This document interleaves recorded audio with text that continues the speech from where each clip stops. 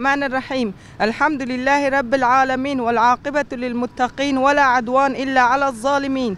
بيان إلى الرأي العام: إنما تقوم به الدولة التركية من قذف وحشي على شمال وشرق سوريا وتهجير الآمنين من بيوتهم وهدم البنى التحتية والعزلة المفروضة والتجريد القاسي بحق القائد عبد الله أوجلان لهي جريمة نكراء بحق الإنسانية. نطالب الأمم المتحدة ومجلس الأمن ومنظمات حقوق الإنسان وهيئة علماء المسلمين في العالم أن تقوم بواجبها الإنساني والضغط على تركيا ومحاسبة المسؤولين الأتراك على هذه الجريمة اللا إنسانية.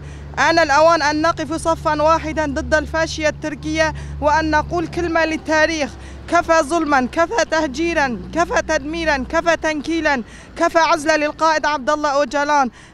الحرية للسجناء، الحرية والكرامة والحرية للقائد آبو، والرحمة للشهداء الإنسانية، والشفاء العاجل للجرحى.